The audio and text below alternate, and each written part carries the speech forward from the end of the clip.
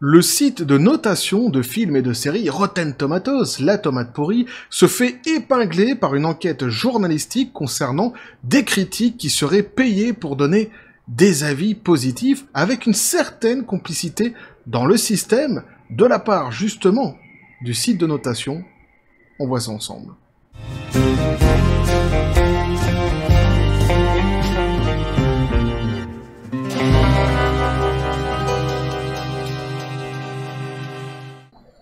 Ah oui, cuitas les bananas ou les potatoes. Si c'est les tomatos, petit café les copains. Cuitas les bananas, c'est un chef-d'œuvre. Évidemment, ça nous a mis là, ça nous a propulsé sur un plan international au niveau de la chanson. Moi, partout où je vais, quand je dis aux gens que je suis français, systématiquement, on me dit « What? Cuitas like bananas, is it you ?» Je dis non, c'est pas moi, c'est vrai que c'est le même pays, mais c'est pas moi. Ça nous a mis sur un plan, au niveau de la popularité, au même niveau qu'un Hotel California. Même moi, j'ai eu un moment d'hésitation. T'as Hotel California, donc il y a des Eagles qui est là, et t'as Cuitas les bananas qui vient le chatouiller comme ça gentiment, le poil des Pokéballs. Bref, j'arrête mes conneries ici. Je pense que vous serez nombreux à vous dire, ou à me dire dans les commentaires, Goldo, on se doutait quand même qu'il se passait quelque chose autour de Rotten Tomatoes. C'était suspect tout ça quand on voyait les grands écarts à la Jean-Claude Van Damme qu'il y avait parfois entre l'avis, souvent même d'ailleurs, entre l'avis de la presse mainstream, qui parfois pouvait donner par exemple 90% d'avis positifs sur une production, et sur la même production, t'avais par exemple, de la part du grand public, 10% seulement d'avis positifs. Là on se disait, il se passe quand même quelque chose. C'est suspect quand même tout ça. Peut-être qu'ils sont en train de nous prendre pour des cons. Tu vois. Et même si on pouvait le constater et le suggérer de nos yeux écarquillés et ébahis, on ne faisait que le suggérer. Ici, justement, ce qui est intéressant, c'est que des journalistes ont fait une enquête.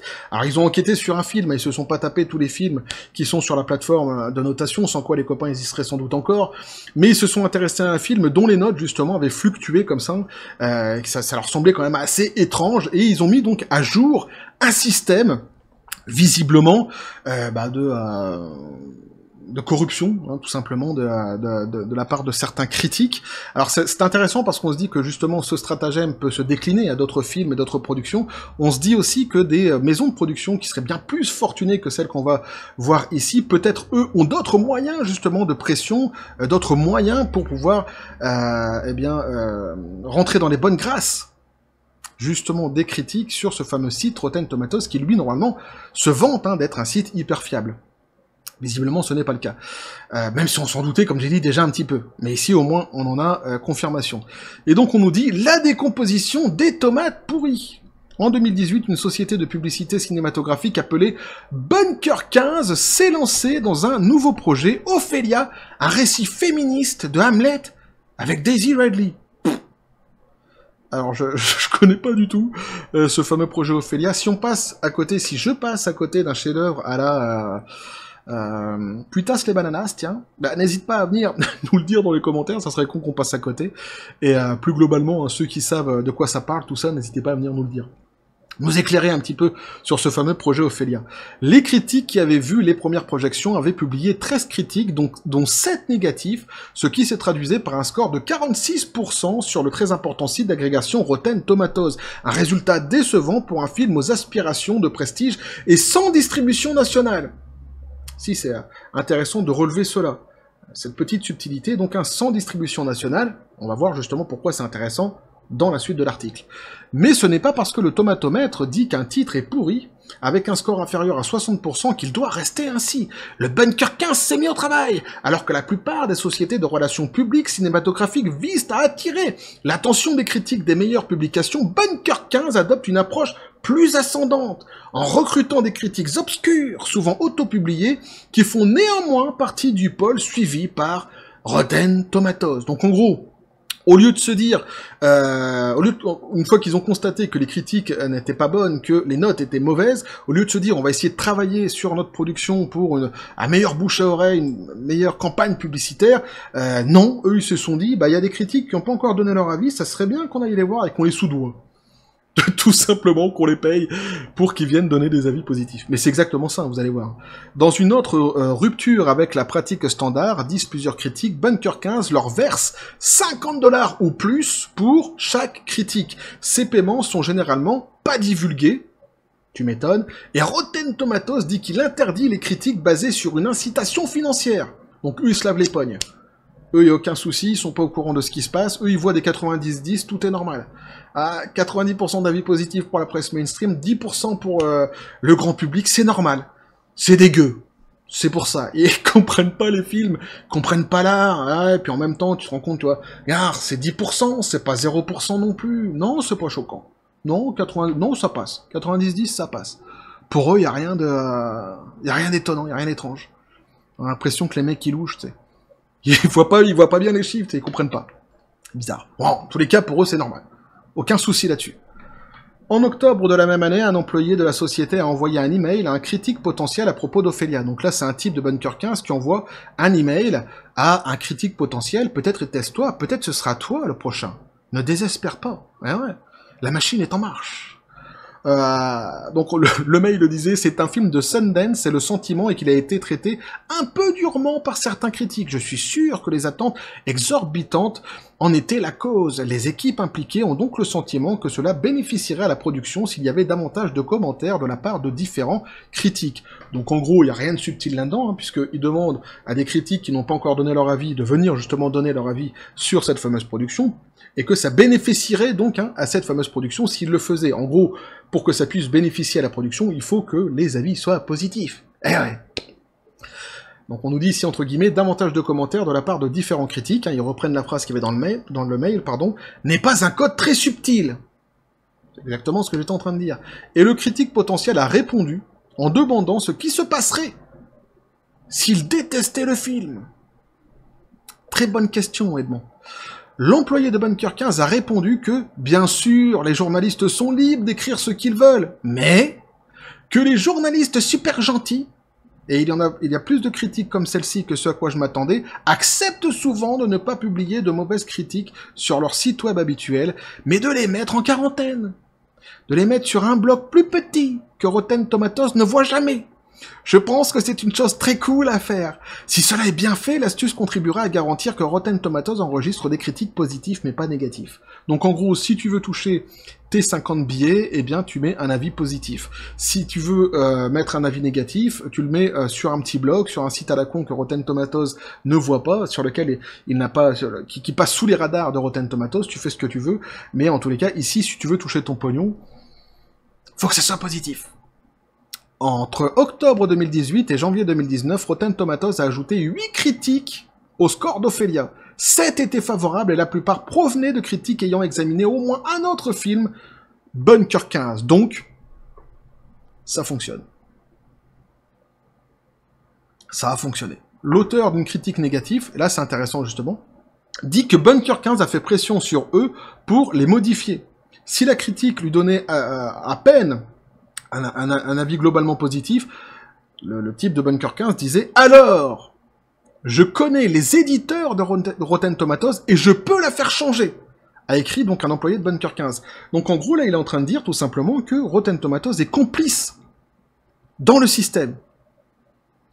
Le journaliste, il dit derrière « J'ai également découvert une autre critique négative d'Ophélia, de cette période, qui n'a pas été comptabilisée par Rotten Tomatoes, par un écrivain dont les critiques positives d'autres films de Bunker 15 ont été enregistrées par l'agrégateur. » Donc ici, une critique qui était négative concernant le film Ophélia, de la part d'un critique, justement, eh bien, n'a pas été comptabilisée par Rotten Tomatoes. Peut-être, on pourrait se dire, c'est quelqu'un qui, en fait, c'est un journaliste qui passe sous les radars de Rotten Tomatoes. Rotten Tomatoes s'en fout, en fait, de ce journaliste-ci, à la base. Eh bien non, puisqu'on se rend compte qu'en réalité, donc, il rentre complètement dans les radars de Rotten Tomatoes, puisque d'autres critiques qu'il a pu mettre concernant d'autres films de Bunker 15, lorsqu'elles étaient positives, elles sont apparues sur le site Rotten Tomatoes. Donc là, ça met évidemment complètement en cause Rotten Tomatoes. Ça les rend complètement complices d'un système, d'un stratagème. Ophélie a grimpé au tomatomètre à 62%, passant de pourri à frais. Le mois suivant, le distributeur IFC Film a annoncé avoir acquis Ophélia pour une sortie aux États-Unis. Donc, jackpot, bingo, tout a fonctionné. Non seulement, évidemment, passant les 60%, le film a été comptabilisé comme un film frais, mais en plus, du coup, eh bien, ils ont trouvé un distributeur pour Et c'est pour ça que je disais que l'information qu'à la base il n'avait pas de distributeur sur le plan national était intéressante, justement parce que grâce à ce stratagème, il trouve in fine un distributeur pour sur le plan national pour le diffuser aux États-Unis. Eh ouais. Donc, une mission complètement accomplie. La société de production d'Ophélia, Cover Media, n'a pas répondu aux demandes de commentaires. Le fondateur de Bunker 15, Daniel Harlow, déclare « Wow, vous en êtes là !» et n'est pas d'accord avec la suggestion selon laquelle la société achète des critiques pour fausser Rotten Tomatoes. Alors lui, il essaye de noyer le poisson. En gros, de toute façon, il nie en bloc. Hein. Il dit « Nous avons des milliers d'écrivains dans notre liste de distribution. Une petite poignée a mis en place un système spécifique grâce auquel les cinéastes peuvent parrainer ou payer pour qu'ils évaluent un film. » L'affaire Ophélia est un microcosme utile pour comprendre comment Rotten Tomatoes, qui fête ses 25 ans en août, a fonctionné. Le site a été conçu au début du web comme un site hot or not. Pour les films, désormais, cela peut les faire réussir ou les défaire avec des implications sur la façon dont les films sont perçus, diffusés ou commercialisés. Le tomatomètre peut être la mesure la plus importante du divertissement, mais il est également erratique, réducteur et facilement piratable. Les studios n'ont pas inventé Rotten Tomatoes et la plupart d'entre eux n'aiment pas ça, explique le cinéaste Paul Schrader. Et alors lui, il finit d'inclure Rotten Tomatoes dans la machine, puisqu'il dit « Mais le système est en panne, le public est plus stupide. » Ouais, c'est ça. Les gens normaux ne consultent pas les avis comme avant. Rotten Tomatoes est quelque chose... Non, est plus stupide, pardon. C'est-à-dire, il n'est plus aussi con, quoi.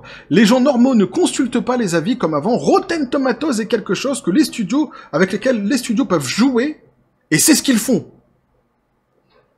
Donc lui dit, hein, il met complètement les pieds dans le plat, il dit « Rotten Tomatoes est quelque chose avec lequel les studios peuvent jouer », et il dit « et c'est ce qu'ils font ». Aucun souci là-dessus, hein, lui il le dit complètement, donc hein, Paul Schrader, le cinéaste, évidemment. Donc, quand même assez intéressant de voir ce qui est en train de se passer actuellement autour de cette fameuse plateforme Rotten Tomatoes, dont... Il est vrai, on en avait déjà parlé ensemble dans les commentaires des précédentes de plein de vidéos, de toute façon, où on parlait justement de Rotten Tomatoes, on s'était dit qu'il y avait quelque chose de louche quand même, notamment on avait vu sur certaines productions La Petite Sirène, etc., quand on voyait des notes qui étaient vraiment hallucinantes de la part de la presse mainstream comparé à ce que le grand public pouvait dire. Ici, ce qui est intéressant, donc, c'est qu'ils mettent donc en avant un stratagème sur un film, mais évidemment, on peut très vite se douter que c'est un stratagème qui a pu se décliner sur d'autres productions.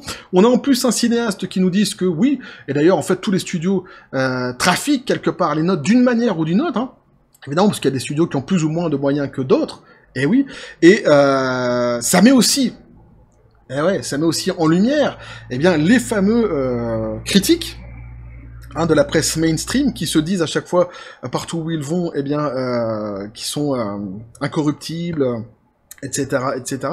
Visiblement, en tous les cas, pour une grande partie d'entre eux, enfin, une grande partie d'entre eux, on va pas aller jusque-là, mais on va dire, pour certains d'entre eux, ici, c'est ce qui est dit, ce n'est pas le cas. La corruption existe bien. Visiblement. Donc, hein, c'est pas aussi, alors même si on s'en doutait, hein, comme je l'ai dit encore une fois, c'est bien ici d'en avoir la constatation. Donc, un système qui est mis en évidence, sans doute, y en a-t-il d'autres, hein, sans doute qu'il y a, comme j'ai dit, des productions qui sont bien plus aisées, qui ont d'autres moyens pour obtenir les bonnes grâces, notamment, d'une part, des critiques, et d'autre part, de la part de Rotten Tomatoes aussi, hein, de l'aide de la part de Rotten Tomatoes, mais c'est une évidence, c'est-à-dire que c'est souvent comme ça, quand on voit des productions, des types qui sont invités dans tous les cinémas, dans tous les salons, etc., on leur paye le billet, on leur paye l'hôtel, machin, ça, et c'est vrai que c'est ces mêmes critiques, après, qui sont sur les réseaux sociaux, qui inondent 3 jours avant la sortie d'une série ou d'un film en disant que c'est génial, c'est top, c'est super, qui te mettent des notes à 90%, et évidemment, quand le grand public se retrouve face à ces productions-là, eh bien, en fait, les gens étaient tout simplement, tous ces gens-là étaient complètement malhonnêtes. En réalité, souvent, même eux ont détesté les productions qu'ils ont été voir, et les gens ont payé dans les cinémas pour aller voir un film. Finalement, ils se sont parfois appuyés sur les avis de ces personnes-ci, qui sont des personnes qui sont sans doute populaires, etc. Et à la fin, ils se font complètement flouer, se font complètement voler, puisqu'ils se retrouvent face à une production qui ne méritait pas qu'on se déplace et qu'on paye un billet pour aller la voir. Et c'est quand même ça qui est quand même assez dommageable dans cette histoire-ci, et bon, c'est bien de voir qu'il y a des journalistes qui se sont intéressés justement à cela, et qui ont fait leur travail quelque part. Bref, voilà ce que je pouvais vous dire là-dessus les copains. Sujet fort intéressant. N'hésitez pas à me dire ce que vous en pensez dans les commentaires, à vous abonner si le contenu vous a plu, activer la petite cloche pour les prochaines notifications, les prochaines vidéos qui vont arriver, à balancer un like, à partager la vidéo. Vous avez mon Twitter. Non, putain, j'ai reglissé, j'ai dit Twitter. Je l'avais, je le tenais, là. Mon XOR, mon Facebook, et le Discord de la chaîne qui sont dans les descriptions des vidéos. N'hésitez pas à venir et à basculer du côté de la force absurde des réseaux sociaux. Sur ce, les copains, je vous dis comme toujours à la John Spartan, paix et félicité, et cuitas les bananas. Pour ceux qui connaissent pas, ouais, je vous invite au voyage. Allez découvrir, vous allez voir, vous allez passer un bon moment. Bref, et que la force soit avec vous.